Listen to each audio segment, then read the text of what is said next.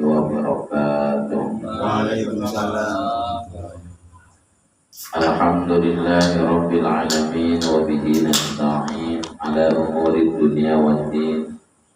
Wassalatu wassalamu ala asyrafil anbiya'i wal mursalin sayyidina wa habibina wa syafi'ina wa maulana Muhammadin wa ala alihi wa sahbihi ajma'in, amma ba'du. Faqad qala Allah ta'ala fil Qur'anil Karim wa huwa asdaqul qailin, a'udzu billahi minasy syaithanir rajim. Syahidallahu annahu la ilaha illa huwa wal malaikatu wa ulul ilmi qa'iman bil qisti. Al-ayat. Wa qala Rasulullah sallallahu alaihi wasallam, man salaka tariqan yaltamisu fihi ilman sahalallahu lahu tariqan ilal jannah. Sadaqallahul azim wa sadaqa rasuluhun nabiyul habibul karim. Wa nahnu ala dhalika minasy syahidin wa syakirin walhamdulillahi rabbil alamin. Pertama-tama yang saya hormati kepada Ketua Pengurus Mushola Al-Ibtidaiyah Al-Mukarram Bapak Pujito, mudah-mudahan senantiasa Allah sehatkan badannya, panjangkan umurnya, mudah-mudahan ditambah-tambah keberkahan dalam kehidupannya. Amin. Saya hormati pula para bapak-bapak jamaah Mushola Al-Ibtidaiyah, wabil khusus yang hadir pada malam hari ini, yang mohon maaf tidak saya sebutkan namanya, dan insyaallah tidak mengurangi rasa hormat dan ta'zim saya. Tentunya mudah-mudahan bapak-bapak semuanya selalu diberikan kesehatan oleh Allah Subhanahu wa ta'ala, memudahkan segala urusannya, memkuatkan iman Islamnya, dan tentunya mudah-mudahan segala maksud-maksudnya yang baik dikabul oleh Allah Subhanahu wa ta'ala. Amin ya rabbal alamin.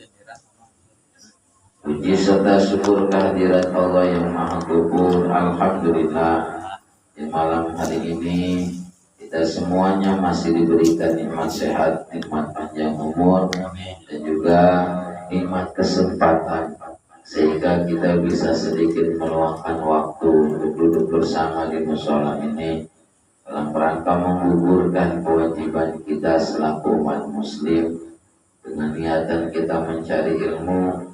Mudah-mudahan dengan niat kita yang baik, duduknya kita di sini dicatat sebagai amal ibadah di sisi Allah Subhanahu wa ta'ala, dan juga mudah-mudahan kita semuanya dilimpahkan ilmu yang bermanfaat. Amin ya rabbal alamin.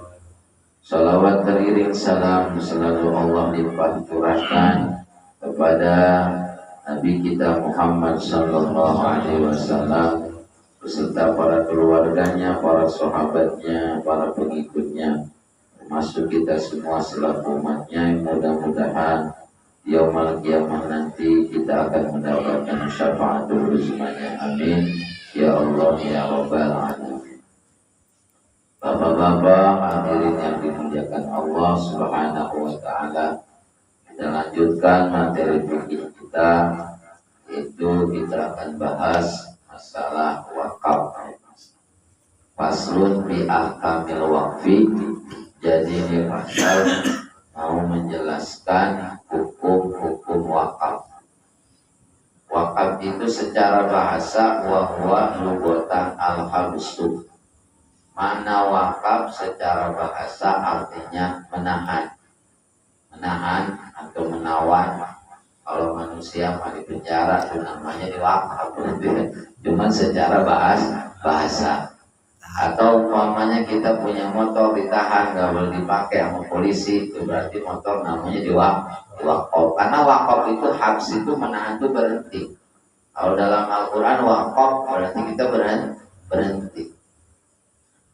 Kan wakaf itu kan wakaf, sama bahasanya wakaf sama wakaf itu sama wakaf tulisannya wakaf. Bahasanya kalau kita di Quran wakaf aja. Tapi padahal sejarahnya wakaf. Awas bukan wapak, kalau wapak beda lagi. Jimat. Itu jimat. Itu secara bahasa, artinya al-habsu menahan, berhenti atau menahan. Wasyar'an dan secara bahasa, secara istilah atau secara ilmu fikih, habsu malin muayyanin qabilin bin naqli yumkinu al-intifa'u bihi ma'a baqa'i ainihi.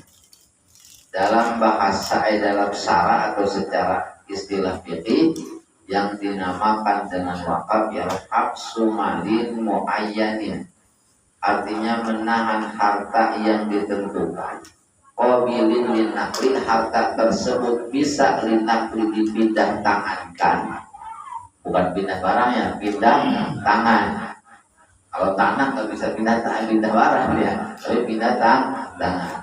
Dan yumkinu al-intifa'u bihi, barang tersebut bisa diambil manfaat. Setelah diambil manfaat, ma'a baqa'i ainihi, barangnya tidak habis. Itu namanya wakaf. Jadi barang yang sudah ditentukan bisa digunakan dan bisa diambil manfaat. Setelah diambil manfaat, barang tersebut tidak habis. Waqad intasaru bihi ala ayusarafa fi jihati khairi, dan pastinya barang tersebut bisa digunakan dalam kebaikan taqarruban illallahi ta'ala, untuk mendekatkan diri kepada Allah Subhanahu wa ta'ala. Artinya barang tersebut ya memang harus barang yang halal, bukan yang haram. Dan tujuannya mewakafkan adalah taqarruban ilallah, untuk mendekatkan diri kepada Allah. Seperti gimana? Seperti karpet yang kita dudukin atau sajadah.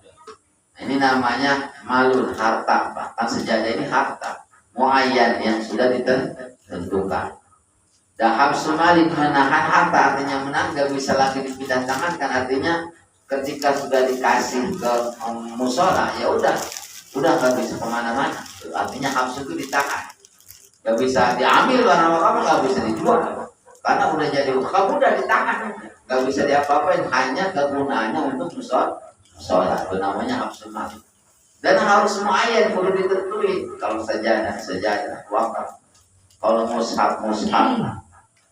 Dan yang pasti qabilin linakli, barang tersebut bisa pindah tangan gitu.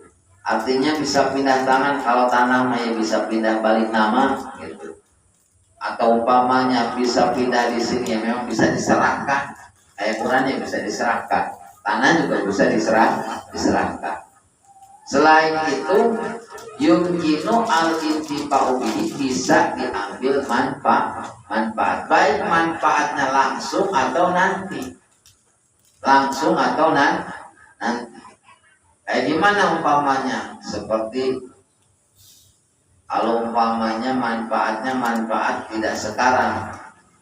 Umpamanya ada orang kalau zaman dulu mewakafin abid atau budak, tapi masih kecil, kan belum bisa dipakai apa-apa.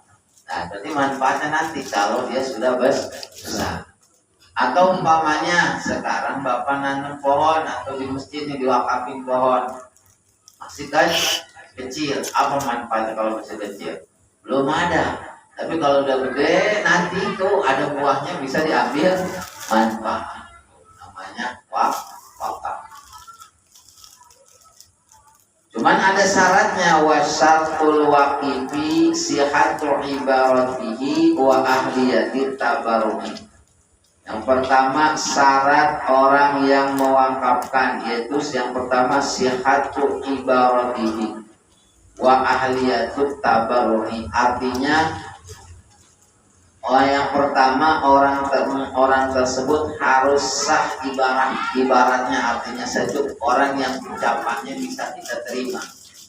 Kalau orang gila nggak bisa. Orang gila ngomong, karena saya sono ada 2 hektar saya wakafin, mau ngomong gimana udah nggak bakal kita terima. Atau anak kecil ngomong, saya punya mobil di rumah, baru punya bapak yang saya wakafin, nggak bisa, karena bukan ahli tabarruk, bukan ahli ibarat gitu. Makanya tidak sah hukumnya wakaf dari anak kecil ataupun dari orang gila. Kenapa? Karena anak kecil dan orang gila ucapannya nggak bisa kita terima. ibarat itu orang yang sah ungkapannya kan anak kecil nggak bisa Pak. Anak kecil umpamanya ngomong saya punya motor atau saya punya tanah ngewakapi, gimana ngewakapinya anak kecil? Atau umpamanya orang gila, nah itu mah nggak sah. Dua-duanya nggak sah untuk mewakaf. Dan juga wala waktu mukarrohin atau mukrohin tidak sah wakaf dari orang yang dipaksa. Jadi wakaf mah nggak boleh dipaksa, apalagi diancam-ancam mah. Ya pokoknya kalau mau diwakafin awas pokoknya melayang pokoknya. Ya, melayang apanya tahu umpamanya dipaksa, nah itu kagak sah.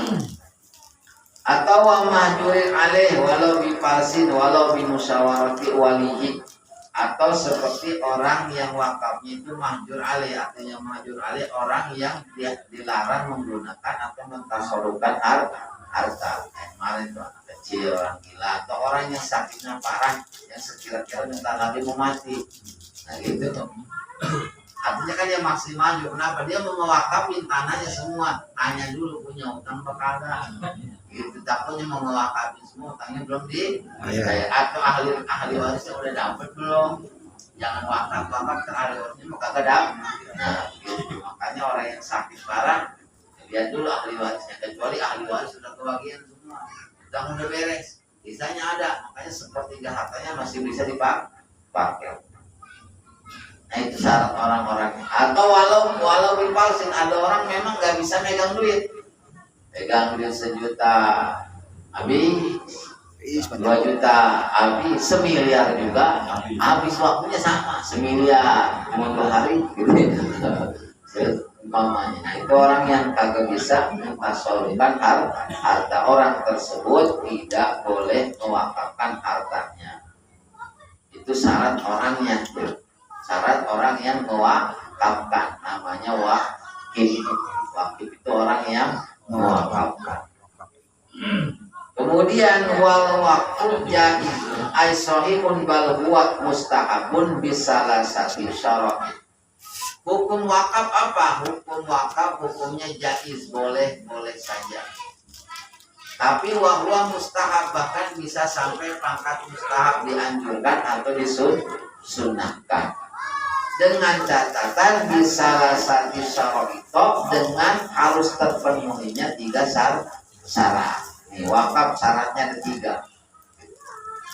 Mana syaratnya? Wal waqfu bisa jaizun bisalasati syara'id ahaduha ayyakunal mawqufu mimma yutafa'u bihi ma'a baqaihi. Syarat pertama, barang yang diwakafkan bisa diambil manfaat dan barang tersebut tidak habis setelah digunakan.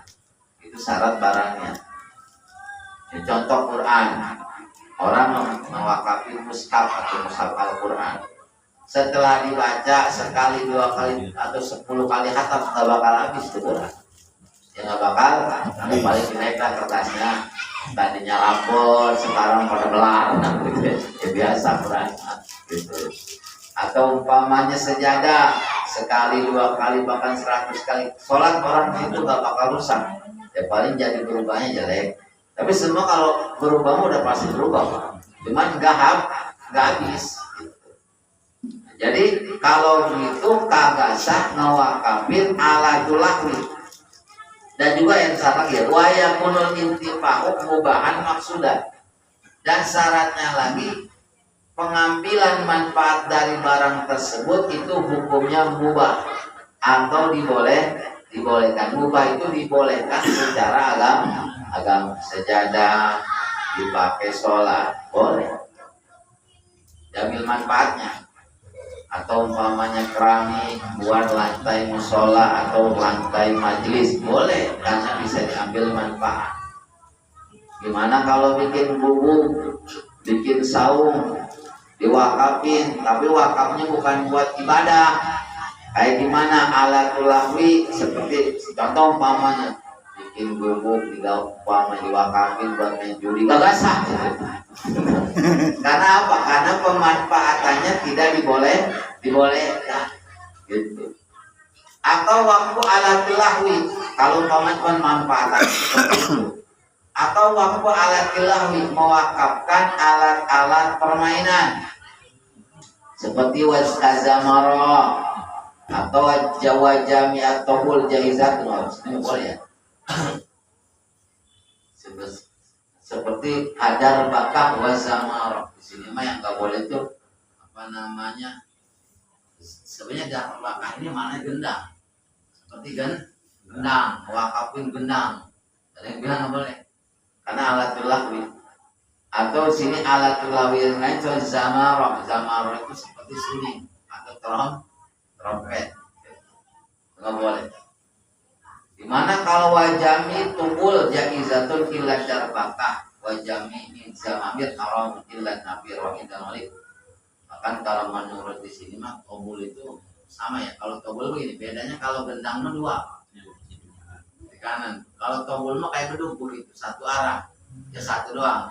Nah di sini menurut mazhab selain Imam Malik wajami tobul jaizah, hukumnya boleh. Hukumnya boleh. Ya cuman manfaatnya aja, jangan sampai manfaatnya buat apa nih gitu kan. Atau di sini wajahnya wa indal Imam Malik atau haram. Tapi menurut Imam Malik mah haram. Tapi selain Imam Malik mah boleh. Kayak tok bentuknya beduk. Kan dia mah enggak dua, satu. Beduk. Atau kalau yang kecil apa namanya? Tampang apa? Apa? Rolling. Kita enggak tahu saya namanya. Itu boleh. Jadi itu menurut sebagian. Atau wala waktu darahim lizinati, atau tidak boleh mewakafkan duit dirham itu uang koin ya, pakai perak. Tapi lizina untuk perhiasan. Ya karena kenapa? Manfaatnya beda. Duit mah manfaatnya untuk dijual atau alat tukar. Sementara ini mah buat dipajang, buat hias. Misalnya mewakafkan di recehan di masjid. Buat apa? Buat digantungin aja. Nah itu kagak boleh.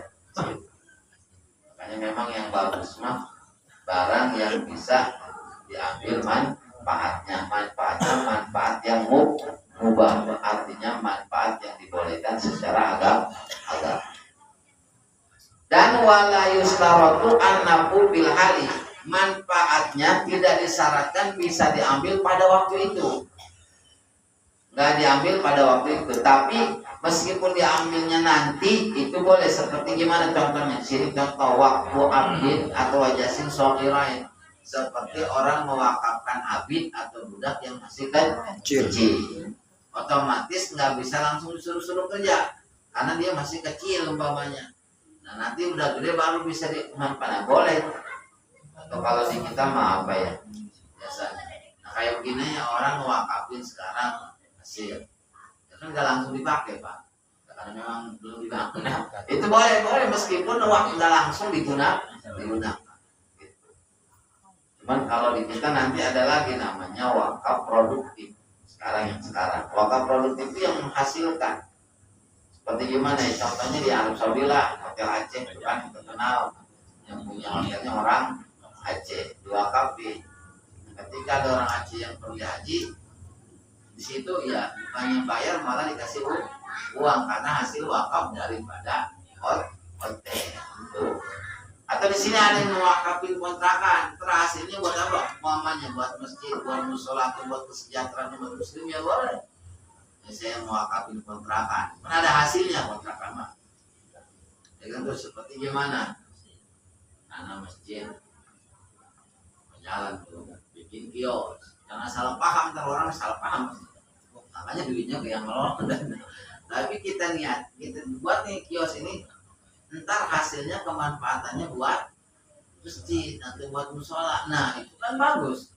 Jadi ada dana dari situ. Namanya wakaf produk. Zaman dulu mah bahkan sekarang juga ada orang mewakafkan sawah. Udah otomatis sawah itu ada penghasilannya kan. Setahun 2 kali atau setahun 3 kali. Nah hasilnya kemana? Terserah. Kalau memang buat majlis taklim atau buat masjid, apa hasilnya itu boleh. Atau buat fakir miskin, yang penting itu tanahnya wakaf. Cuma yang produktif. Atau wa amal lagi la taqwa, nggak boleh juga mewakafkan barang yang istilahnya ketika dipakai itu habis. Seperti gimana? Kamat umin warehan para waktu, seperti mewakafkan makanan atau minuman atau mewakafkan wangian, minyak wangi, karena itu mah habis. Jadi saya mewakafin minyak wangi, bukan wakaf minyak wangi, karena minyak wangi mah habis. Saya mau mewakafin makanan, bukan wakaf, ntar jatuhnya bisa hibah, jatuhnya bisa hibah atau bisa sedekah. Karena itu mah nggak bisa wakaf. Kenapa? Barangnya habis. Dipasangin bisa nggak jadi wakaf? Bisa. Karena dipakai berkali-kali pun kagak habis. Jam dinding ya bisa. Kalau batu baterainya mah, batu baterainya mah habis. Itu jadi yang pertama, syarat barangnya ialah barangnya bisa diambil manfaat dan kagak habis dipakai. Kedua syarat, ayakunal waktu ala aslin maujudin atau wafatin layan qati'u. Fakharajal waktu alaman sayulalil wakib summa alal fuqara wa yusama ada muqatil awal fa illam yakul sumal fuqara kana muqatil awal haraqala itu. Jadi yang kedua, syarat wakaf itu orang yang mewakafkan, artinya nih orang yang ayakuna waktu ala aslin maujudin. Jadi wakafnya itu dari asal yang benar-benar ada. Contohnya, boleh orang tua mewakafkan ke anak, itu boleh. Apalagi orang yang punya mewakafin buat masyarakat, itu boleh. Kan asalnya mau dia punya. Makanya kalau yang istilahnya rebutan, kayak kita lah beli tanah, cuman masing-masing gitu kan, rame-rame, tetap istilahnya yang dia wakafkan hanya segitu kan. Jadi yang umpamanya beli nih 1 meter, berarti dia hanya mewakafkan 1 meter. Jadi nggak bisa ini musola wakaf masyarakat, ya memang masyarakat semuanya. Cuman dari istilahnya uang tersebut umpamanya dikumpulkan, dibeli tanah, kemudian diwakafkan. Makanya sebenarnya asal mau judi di sini nih yang bingungnya. Artinya dari siapa asalnya? Jadi asal mau itu asal yang adanya perlu jelas dari siapanya. Contoh di sini mah, kalau bahasanya mah seperti gimana ucapannya? Waqaftu hada ala zaidin summa naslihi. Jadi begini, boleh wakaf itu atas asal yang jelas atau anak yang tidak terputus. Contoh, jadi kalau kita mewakafkan ke anak yang belum lahir itu nggak boleh. Ada anak baru masih dalam kandungan, saya mewakafkan tanah saya buat anak yang dikandung oleh si ibu anu umpamanya, itu nggak boleh.